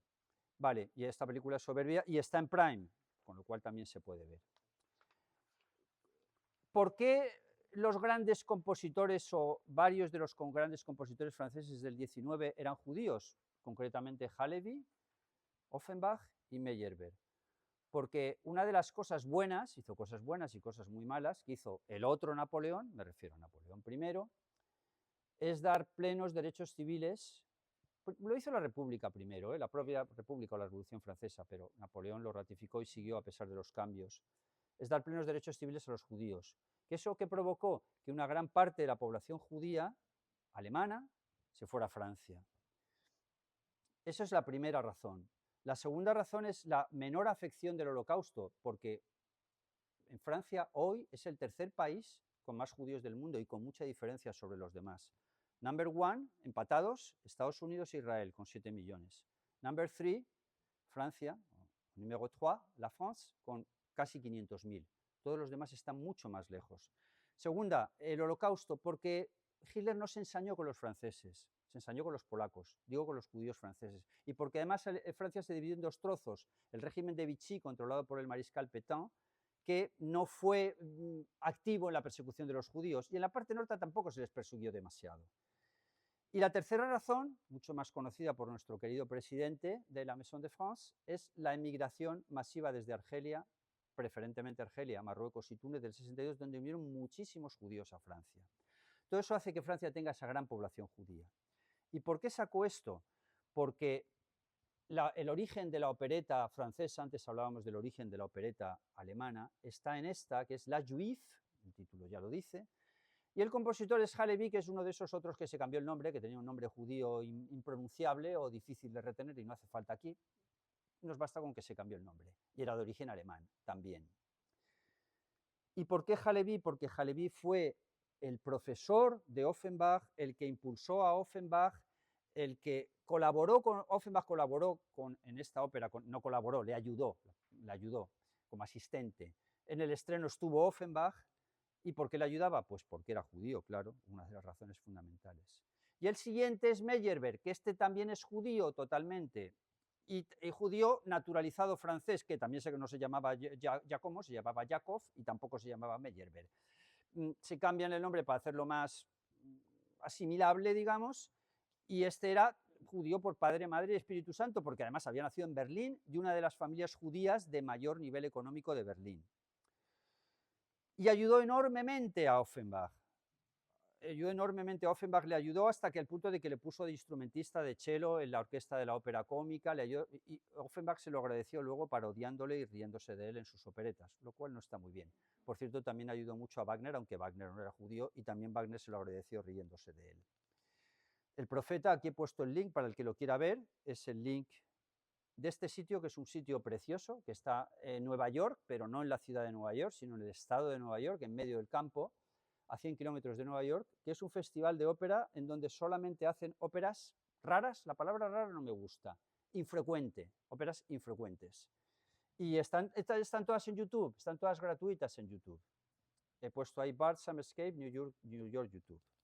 Películas, aunque no traigo la foto, de nuevo tengo que traer la película de Wagner, no he traído otra vez la foto. ¿Por qué? Porque es la única película que he encontrado, no la que he encontrado, la única que hay donde aparece Meyerbeer como protagonista, y aparece el famoso estreno del Tannhäuser en París con Meyerbeer de protagonista de la película, ya enfadado con Wagner, provocando, en este caso, que el estreno fracase. Por eso he vuelto a poner el mismo link. Y nos vamos a Offenbach. Y diréis, ¿Offenbach? ¿Y esto qué es? Es el nombre de un pueblo, ¿no? Sí, Offenbach es un pueblo, bueno, más que un pueblo es una ciudad, al lado de Frankfurt. Esto es Offenbach. ¿Y por qué? Porque Jacques Offenbach, es lo que tenemos ahí, bueno, ahora ponemos la foto de este señor, Jacques Offenbach, que era judío por parte de Padre, Madre y Espíritu Santo, dijo, no, esto de llamarme con el nombre que tengo mejor, no, me voy a poner el nombre del pueblo. Y se puso de nombre el nombre de su pueblo, como si uno se llamara Jacobo Alicante, más o menos sería el nombre, la explicación. Claro, entonces pues también había menos intercambio, tal. Bueno, esa ciudad, por cierto, tenía un barrio antiguo precioso que quedó completamente destruido en la Segunda Guerra Mundial. Historia de Offenbach sentimental, muy aburrida. Casado, 5 hijos, ya está. 1 point, 5 points. Si nos interesa su relación con Ludovic Haleby. Ludovic Haleby, nos interesa la relación con Haleby, ¿por qué? No traigo fotos, tampoco voy a traer tantas fotos ya. ¿Por qué? Porque es el libretista de la mayor parte de sus óperas, porque era judío también por Padre, Madre y Espíritu Santo, y porque además casualmente es el libretista de la ópera más famosa de todas las óperas, que es Carmen de Bizet. Con lo cual, pues tuvo un libretista de altísimo nivel, cosa que no le pasó a Johann Strauss. Y bien, la relación con Haleby, que fue excelente, le llevó a hacer muchas óperas, en total hizo 98. No me voy a referir a las 98, lógicamente, además tampoco las conozco todas, ni están disponibles todas, pero brevemente algunas sí. Esta me encanta, y esta versión que he puesto aquí es que es absolutamente de morirse de la risa directamente, porque estamos en una opereta y estamos ante un compositor gracioso y estamos ante un compositor que lo que busca es hacer reír. Walter Felsenstein fue durante muchos años, desde el 48, el director de la Komische-Oper de Berlín, que es uno de los 3 maravillosos teatros de ópera de Berlín. Y esto es, de nuevo, un opera movie, es decir, es una versión en cine. Hecha en alemán, pero la ópera originalmente es en francés, pero da igual. En esa época la Komische-Oper lo traducía todo, ahora ya no lo traduce. He puesto el link y es, como digo, absolutamente de morirse de risa. ¿Quién es Barba Azul? Bueno, no sé si sabéis quién es Barba Azul o no. ¿Sabéis quién es Barba Azul? ¿Habéis oído nombrar o no? Barba Azul, el señor este que mataba a sus mujeres, etc. Bueno, es un cuento de Perrault, francés, que ha sido objeto de diversas adaptaciones. Está una adaptación de Béla Bartók, está una adaptación de Dukas, que la acaban de hacer en el Teatro Real el Teatro Real de Madrid, justo este mes. Y siguiendo la línea de Enrique VIII, estas óperas ponen la cifra mágica de 6 esposas. ¿Por qué? Pues porque, como sabéis, Enrique VIII se casó 6 veces. Y Enrique VIII tuvo la fama de que las mataba. Bueno, mató a 2, la segunda y la quinta. Las mató después de un juicio, pero en fin, esto de un juicio por infidelidad, al parecer el juicio con respecto a la segunda era falsa, la acusación con respecto a la quinta era verdadera. Da igual, no es motivo para matar a nadie, por supuesto, aunque seas el rey. Y Barba Azul parte de esa historia, pero lo hace de forma cómica, porque estamos en una opereta, y es que esta, como digo, es de las mejores películas, repito la palabra, de ópera que se han hecho. Y se hizo por el enorme éxito que tuvo en Berlín, porque se presentó nada menos que 170 veces. Yo llegué a ver esta ópera en la Komische-Oper de Berlín. Bien, ¿quién es ya he dicho quién es Barba Azul. ¿De qué trata la ópera? Cuando empieza, Barba Azul ya se ha casado 5 veces. Y va a casarse por la sexta y vamos a lo fácil. Vamos al pueblo, vamos a ver las chicas que hay y a ver la mejor, y la más joven, la mejor ya entendemos lo de la mejor, la más atractiva, sensual y joven, con esa me voy a casar. Elige a una y los chicas, ¿estás loco, tía? Sí, fíjate tú, que las 5 que ha tenido antes no se sabe lo que ha pasado, no se las ha vuelto a ver, la fama que tiene es que las mata. No, no, yo lo voy a cambiar. Eso que también dicen muchas mujeres de eso de, yo hasta lo cambio. Sí, pues se casa con ella. Pero como suele pasar en estas circunstancias, y le pasaba a Enrique VIII, la gente que se casa muchas veces luego va a ritmo acelerado. Quiero decir que cada vez le duran menos las relaciones, que se casa o que tiene parejas. Y el mismo día, es graciosísimo, porque la anterior le ha durado 2 meses, pero el mismo día que se está casando, ve a una chica y dice, no, esta es la mía. El mismo día que se está casando. Es decir, que la novia, ya esposa, le dura una tarde. No está mal. No está mal la duración de una tarde. Claro, estamos en una opereta y dice, ¿esto que tiene de opereta? Parece muy trágico, ¿no? Sí, vale, hasta ahí dice, las han matado. Bueno, pues resulta que al que le ha encargado que las mate, no las ha matado, porque les ha dado un somnífero y las ha dejado escondidas en el castillo a cambio de que se acuesten con él. Dice, yo te dejo viva, pero a cambio tú te acuestas conmigo y tal. Y el Barba Azul piensa que las ha matado, pero en realidad no las ha matado. Con lo cual, finalmente, y como es una opereta, pues, como os podéis imaginar, aparecen las 6 mujeres, las muertas, ¿eh? Las muertas pasan a ser vivas, bueno, porque a la sexta la mata también, pero la mata con eso. Le mata, le da el somnífero y la despierta, pero estaba muerta, no. Si no quieres que te mate, a cumplir tu deber. Ya entendéis lo del deber, lo que quiere decir. Y bien, pues termina finalmente, muy graciosa la película, que dice, pero hombre, que esto que termine con final feliz, hombre, tiene que terminar con un final feliz, que es una opereta, y termina con final feliz. Está en una caja, por cierto, fabulosa, para los que les gusten estas cosas en DVD, que además tiene la ventaja de los subtítulos en castellano. Yo tengo esa caja y es uno de mis mayores orgullos. Está en una caja de las películas de ópera de Felsenstein, que tiene 8 películas de ópera. Y este es el teatro donde se representó 180 veces. Barba Azul, la Komische de Berlín, que está justo al lado de la famosa Puerta de Brandenburgo, está en la propia Urten den Linden. Berlín tiene nada menos que 3 teatros de ópera de primer nivel. No hay ninguna otra ciudad del mundo que tenga 3 teatros de ópera de primer nivel. Todos los demás, como máximo, tienen 1. No, ni siquiera 2, 1. Berlín 3. Siguiente ópera, Orfeo en los infiernos. Esta es divertidísima. Creo que conocéis la historia de Orfeo y aquí se ve además Orfeo y Eurídice están yendo al infierno. Aquí están entrando en el infierno. Bueno, la historia de Orfeo y Eurídice, muy brevemente, es que va Orfeo, se muere Eurídice y tiene que ir a rescatarla al infierno, y va a rescatarla al infierno y al final la rescata, pero luego ella la mira. No voy a contar el detalle exacto porque además esto sería muy largo, pero el resumen es ese. Se ha muerto su mujer y Orfeo se queda súper triste, entristecido. De esto hay un montón de óperas. La primera ópera de la historia relevante, de hecho, es eso, se llama Orfeo, 1608 de Monteverdi. ¿Qué hace Offenbach con esto? Una parodia, pero es una parodia divertidísima, absolutamente graciosa. Se muere Eurídice y Orfeo está feliz, ¡qué bien se ha muerto! Ya me he librado de ella, por fin. O sea, todo lo contrario, absolutamente todo lo contrario. Y aparece un personaje, que es el tercer personaje, se llama la opinión pública. Y la opinión pública dice, eso está mal, tío, ¿no? ¿Qué haces tú? ¿Cómo puedes estar celebrando la muerte de una mujer? Lo que tienes que hacer es rescatarla al infierno. Y él va, pues finalmente, llevado por la opinión pública, a rescatarla al infierno. Y llega ahí y Eurídice le dice, pero ¿tú qué dices? Yo aquí estoy de juerga y orgía con los dioses y me ha acostado con Júpiter. ¿Qué me estás contando tú? Es un pesado, tú un pesado de mierda, vete, vete, lárgate de aquí, lárgate del infierno. Bueno, pues graciosísima, por supuesto. Bien, la siguiente ópera, hay también una parodia de la Guerra de Troya, la Bella Helena, y la siguiente, que es importantísima, es la segunda ópera más conocida y representada francesa.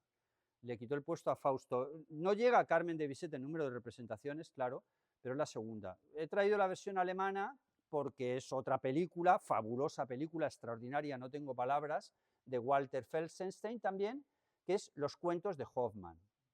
Vale, en los cuentos de Hoffmann estamos ante el relato que hace Hoffmann, que era un escritor que se llamaba Eta Hoffmann, nada que ver con el movimiento terrorista, Ernest Theodor Amadeus, Eta Hoffmann, pero se le conoce siempre como Eta Hoffmann, no por Eta, aquí y en cualquier sitio se le llama Eta Hoffmann.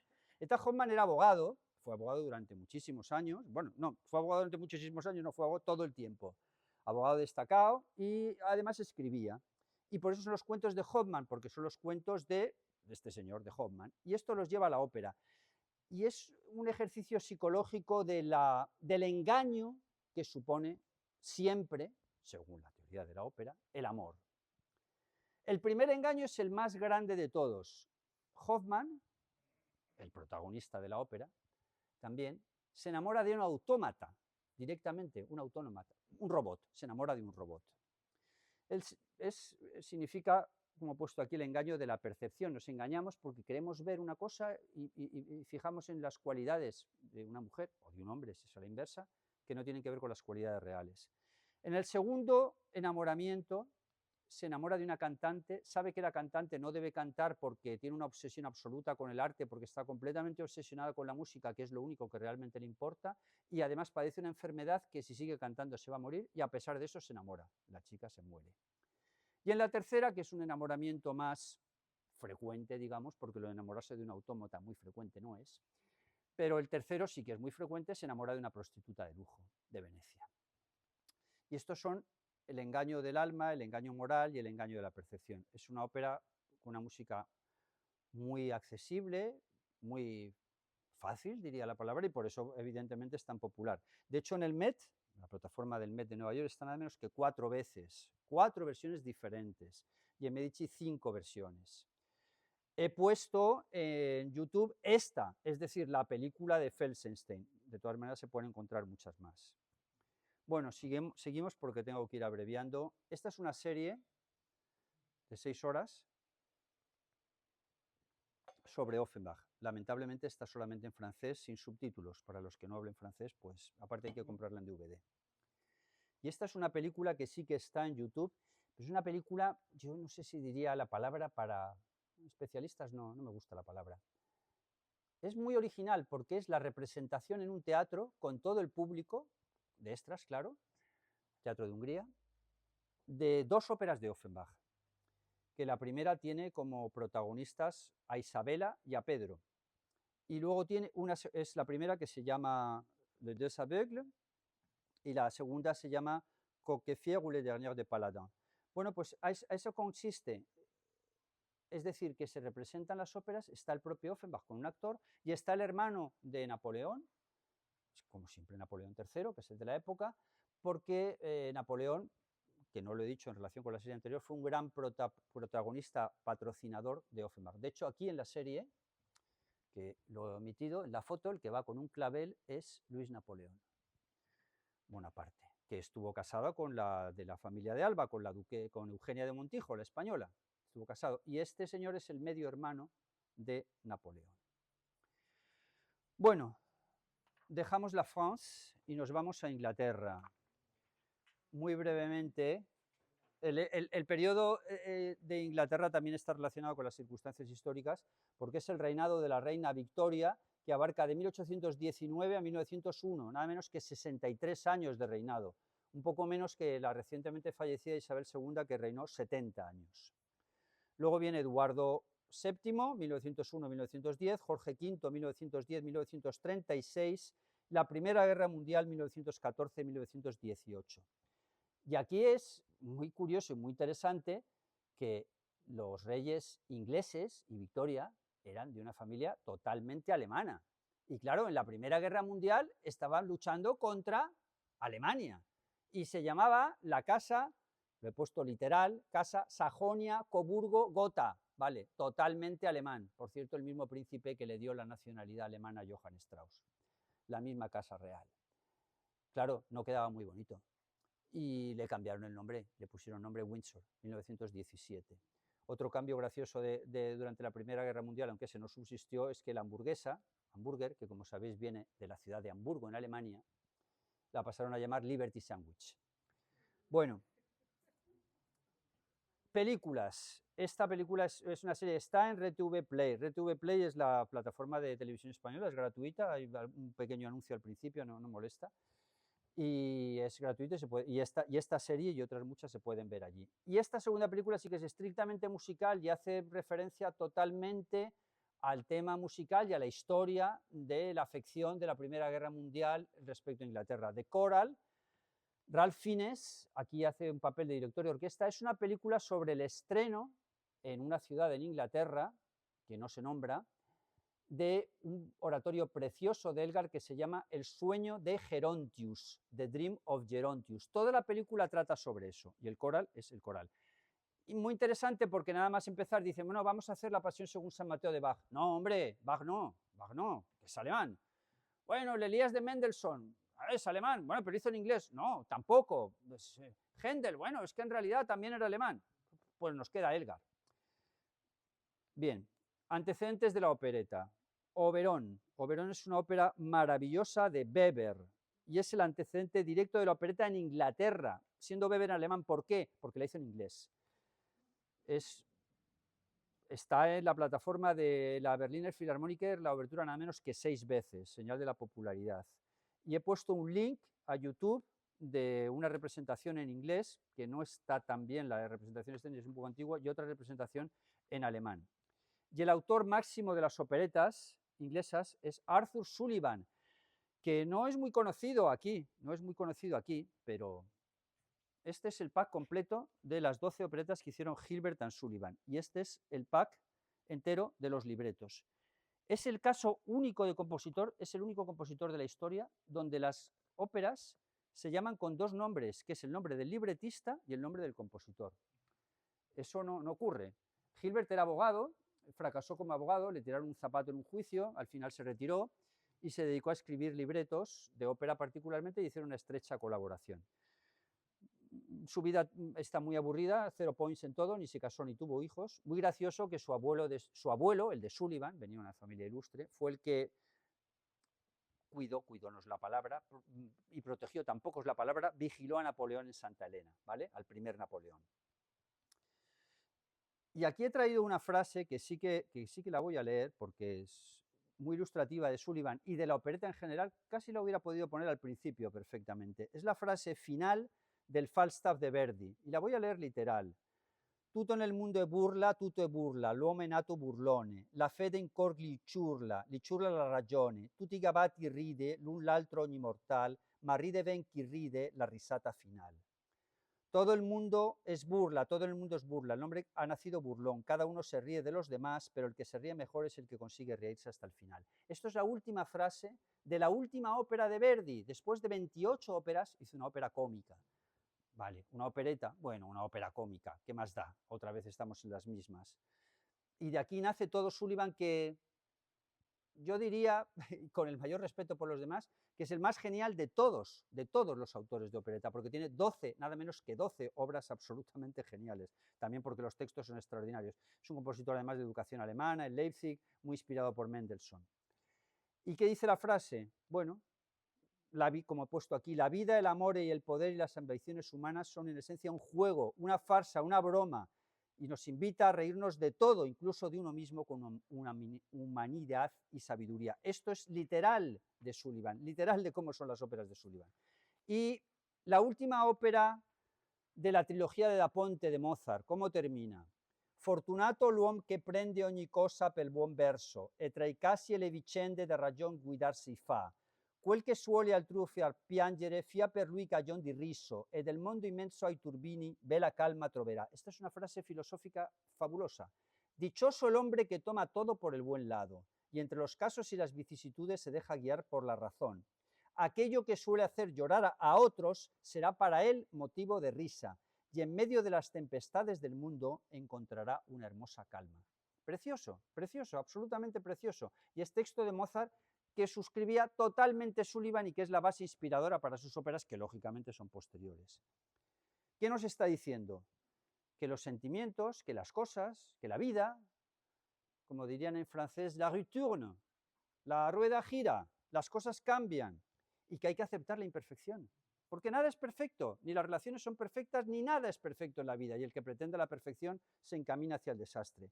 Y que es posible una serenidad, pero la serenidad no está en los que pretenden fidelidad absoluta, típico de mujer con respecto al hombre o de hombre con respecto a la mujer, una moral rígida, creo que también es muy desacertado, ni tampoco un ideal romántico, creo que también es un acertado. Que la clave de la vida, y eso es lo que nos dice la frase, está en la aceptación lúcida de las cosas.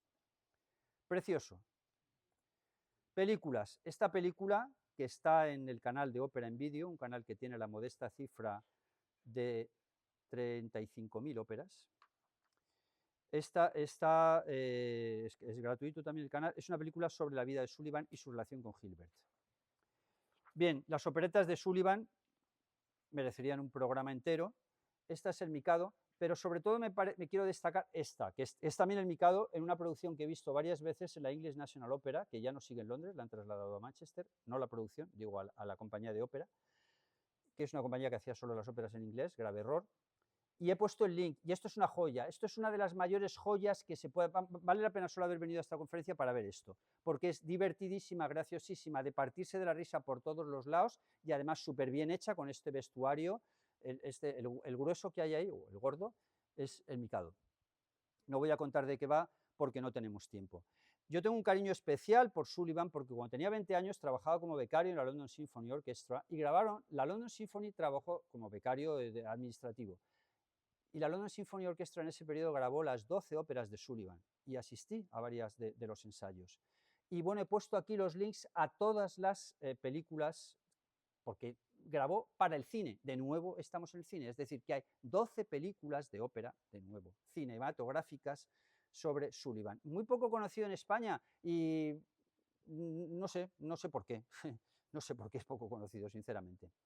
Y el siguiente compositor, y seguimos en Inglaterra, el siguiente compositor que traemos aquí en Inglaterra se llama Albéniz, Isaac Albéniz. No me he equivocado, no me he equivocado. No me he pasado el capítulo de España. Isaac Albéniz desarrolló la mayor parte de su producción en Inglaterra y además creó una opereta, que es la tengo aquí, estas son las películas, que se llama The Magic Opal. Bueno, no me puedo extender, lamentablemente, solo decir que Albéniz era un grandísimo genio de la composición. Esta es la única opereta que tiene otras 3 óperas, estas sí que no son operetas, son claramente serias en inglés. Y hay 2 películas, esta es excepcional, del 47, Argentina, está en DVD, esta está en Flixolé, que es una plataforma española que vale 4 euros al mes, se puede uno suscribir a través de Prime. Esta está peor, me gusta menos. Y la tercera que he puesto en las relaciones Holmes and Watson, en la que hace Albéniz Ruiz Gallardón en un pequeño, el expresidente de la Comunidad de Madrid en un pequeño papel. Bien. Italia. Esta es una estatua de Garibaldi, que es el famoso héroe de la independencia italiana, importantísimo a todos los efectos, porque es el unificador de Italia. La estatua está en la isla de Caprera, que es una isla relativamente pequeña, cercana no, colindante con Cerdeña, están unidas por un puente, en realidad un anexo de Cerdeña. Tiene bastante gracia también esta es la tumba de Garibaldi, allí mismo, en la isla, en Cerdeña, y la vida sentimental súper breve, es graciosísima, porque se casó 3 veces, tuvo 8 relaciones estables, se casó 3 veces, y las 3 mujeres tenían 18 años, es decir, él iba teniendo cada vez más, primero 40, 18, segundo 54, 18, tercero 62, 18, no está mal. También bien. Y tiene el récord histórico de personaje histórico que se ha divorciado antes, porque de la segunda boda pidió el divorcio la misma tarde, que no está mal tampoco. Esto hay un documental muy gracioso en YouTube donde aparecen las escenas. Pide el divorcio por infidelidad. Bueno, pues claro, ¿qué esperas si tienes una chica de 18 años que es un bombón? ¿Qué quieres? ¿Esté contigo, so viejo? Solamente, por lo menos solamente, pues tiene un poco más de tolerancia y a lo mejor sigue contigo, no sé. Pero bueno, él no lo vio así y pidió el divorcio, le llevó 27 años divorciarse. Claro, porque fue hasta el cura la misma tarde y dijo, no, que me quiero divorciar, oiga, que lo que ha unido Dios no lo separa el hombre. Dios ya les ha unido, olvídese. Es poco conocido que Garibaldi era de Niza y Italia cedió a Niza, o mejor dicho, Italia cedió Niza a Francia, o sea, Niza era italiana y la cedió a Francia en unos acuerdos en virtud de los cuales Francia ayudaba a la independencia de Italia. Bueno, la programación del Reino de Italia se hace también a través de Víctor Emanuel, rey de Cerdeña, que se llamaba Verdi. ¿Por qué? Víctor Emanuele Re d'Italia, que coincidía con el apellido Verdi, qué gracia también. Bueno, películas, no, porque no me puedo extender más. Hay muchas películas sobre Garibaldi excelentes. Esta película está en YouTube, El Giovane Garibaldi. Esta película, de estos errores de Amazon que a veces pasan, es la única que aparece en Amazon, que si tú ves a Garibaldi, pones Garibaldi y vas, pues esta película en Amazon te pone, está en alemán y en italiano, vale. Pues cuando la coges, empiezas, la pones y dices, esto es italiano, esto está en portugués. Y efectivamente en la carátula te pone portugués y cuando vas a elegir el idioma, no, pero te pone italiano, y cuando vas a elegir el idioma te pone italiano, pero no sale el italiano, ¿vale? O sea que los que no hablen alemán o italiano, mejor que no la compren, porque no tiene ningún tipo de subtítulos. Vale 7 euros, pero dinero perdido para el que no hable alguno de esos dos idiomas. La película de todas maneras es muy buena. Esta es sobre Anita Garibaldi, una serie de la televisión italiana excelente. Anita Garibaldi es la primera mujer, 18 años, analfabeta, brasileña, porque Garibaldi tuvo su periodo brasileño también. Y esta es Viva Italia, es un fotograma, Viva Italia de Rossellini, y esta es una serie excelente, muy reciente, del año pasado, de Netflix, Gato Pardo, está muy bien hecha. Y esta actriz, que es una auténtica preciosidad, es la hija de Mónica Bellucci y Vincent Cassel, se llama Deva Cassel, 21 años, y es una de las dos protagonistas femeninas del Gato Pardo. Y sobre Mussolini tenemos el Giovane Mussolini con Antonio Banderas y Vincere, que es una película excelente sobre el primer periodo de Mussolini en Prime. Bueno, nos vamos aquí a Puccini. De Puccini he traído esta película de Tony Palmer y he traído también, bueno, he mencionado 3 películas aquí. Vale, ¿por qué traigo a Puccini? Yo traigo a Puccini por esta obra, concretamente. Traigo a Puccini por La Rondine, porque La Rondine es una opereta. Esto es muy poco conocido y no es mala en absoluto, es una obra genial. A mí me gusta más que otras más conocidas que no voy a mencionar. Es la última ópera que no es de juventud, es la última obra que terminó Puccini, porque Puccini no terminó Turandot y no lo terminó porque no le gustaba el final. Hasta 1921, hasta el final, hasta meses antes de morir, estuvo terminando La Rondine, adaptándolo. Hizo 3 versiones diferentes. Y se le encargó en alemán, aquí de nuevo van las circunstancias políticas, se lo encargaron para el estreno en Viena en alemán y le pagaron una auténtica castaña. Pero saltó la Primera Guerra Mundial y claro, no era cuestión de que Italia, que había estado en un bando diferente, que estuvo en un bando diferente en la Segunda, aquí Italia y Austria eran archienemigos, pues claro, Puccini no iba a estrenar una ópera en Viena, con lo cual acabó estrenándose en Monte Carlo y el carácter de opereta se amortiguó. Bueno, la historia es fabulosa, de nuevo estamos ante un hombre muy mayor, casado con una chica muy joven, que en una de las visitas a su casa se enamora del hijo de un amigo del marido y se va a la aventura. Vale. 3 versiones, como digo, excelente. Gianni Schicchi no es realmente una opereta, pero tiene todo de opereta, por supuesto también de Puccini. Y esta es muy curiosa porque es una producción operística, como veis, de Woody Allen. Es decir, el propio Woody Allen, no es una película de cine, ¿eh? Esto es una representación de ópera de Los Ángeles. Bueno, Spain. De Spain voy a hablar poco porque hablé en la última conferencia y los que la queráis que os la pase me mandáis un mensaje y os la paso. En la conferencia justo el mes pasado, hace 4 semanas, hablé de esto, de la zarzuela. Películas que he traído. Prim, El asesinato en la calle del Turco. Esto es sobre el asesinato del general Prim. Esta no me gusta mucho, una curiosidad.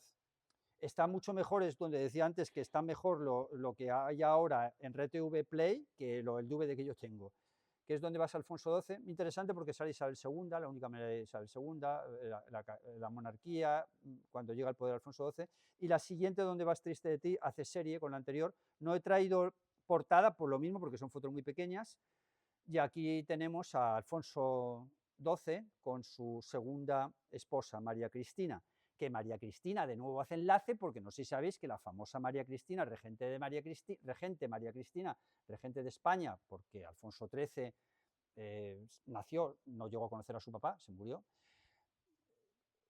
María Cristina era sobrina de Francisco José I, es decir, del emperador de Austria, el marido de Sisi, para situarnos, ¿vale? Con lo cual, pues aquí todo me hace gracia la película porque salen los valses de Strauss también, etcétera. O sea, hablan de los hugonotes de Meyerbeer, bien.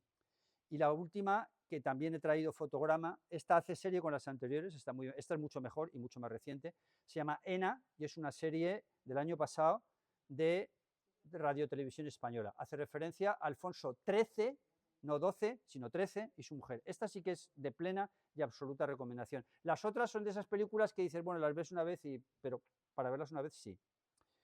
La siguiente foto que he traído, no sé si sabéis lo que es, creo que sí, es el Palacio de la Zarzuela.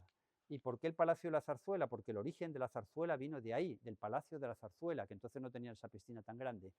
Era un pequeño palacio donde se hacían representaciones, estaba lleno de zarzas, de arbustos espinosos, y por eso se le llamó zarzuela. Pero la zarzuela se llamó zarzuela a la opereta española, porque la zarzuela es opereta española, no es otra cosa. La zarzuela es ópera cómica, opereta española. Es exactamente igual que... ¿Le pusimos aquí ese nombre de zarzuela? Bueno, creo que erróneamente. Bien, y esto es el Teatro de la Zarzuela. Tiene mucha gracia la anécdota del diputado de María Vandrés, que Juan María Vandrés se llamaba, que cogió un taxi en Barajas para ir a ver al rey, dice, venga a la Zarzuela, y le llevó aquí al Teatro de la Zarzuela el taxista. Dice, no, hombre, no, que yo iba a ver al rey. Vale. Y esta película está muy bien porque es sobre la decadencia de la zarzuela, se llama Teatro Apolo, y está también, aquí le he puesto el link, porque es el teatro donde se representaron grandes zarzuelas.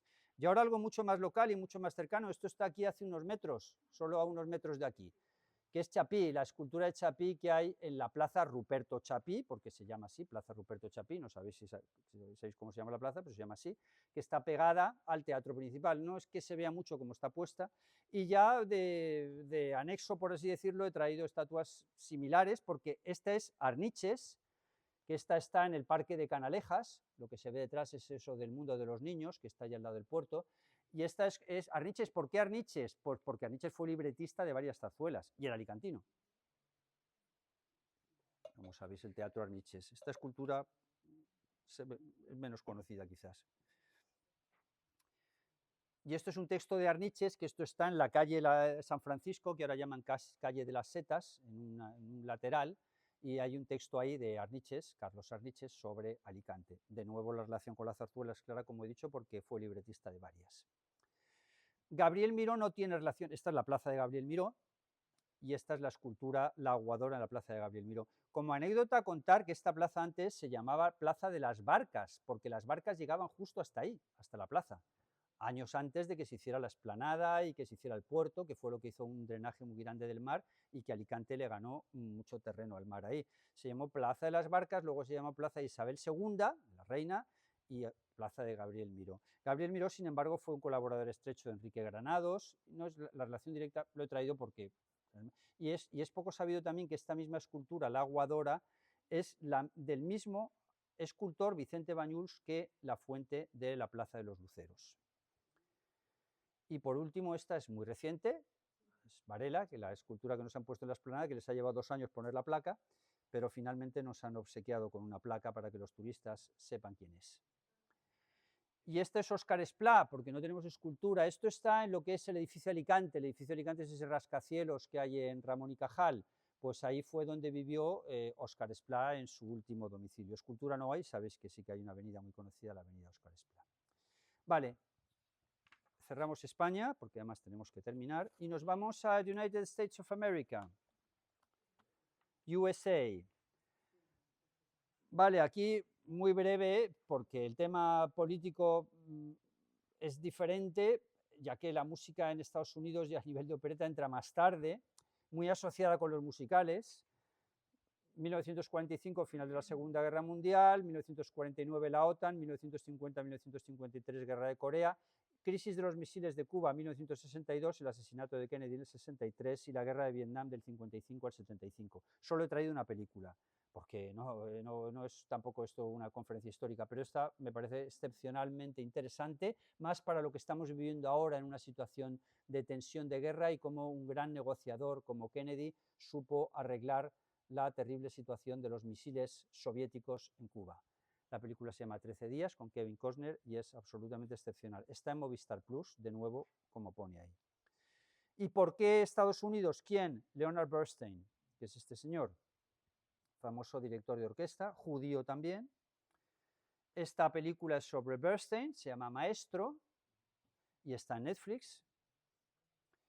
Y lo traigo por esta obra excepcional, que es con la que termino la conferencia, que se llama Candide, que esta es una opereta literalmente.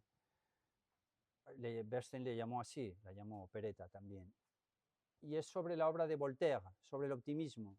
Es una sátira completa sobre eso de the best of all possible worlds, el mejor de los mundos posibles, sátira contra la Iglesia, crítica de la Iglesia, ambientada en parte en el famoso terremoto de Cuba no, de Lisboa. Muy graciosa una de las frases, porque hay un auto de fe, dice, what a day for an auto da fe. Pues eso, el auto da fe son los autos de la Inquisición. Después de Candide, Bernstein hizo West Side Story. West Side Story ya es un musical realmente. Y después ya vienen los musicales de Estados Unidos que, bueno, de Broadway, que en buena parte surgen de Kurt Weill, que hemos hablado antes, surge de Bernstein, y es la evolución natural que ha tenido la opereta hasta llevarlo a las circunstancias actuales presentes. Cierro con un listado que he puesto en el guión de las principales plataformas para escuchar música, donde tenéis todo lo que acabo de hablar. Y a partir de aquí mi conferencia termina. Muchas gracias por escucharme, gracias por vuestra paciencia.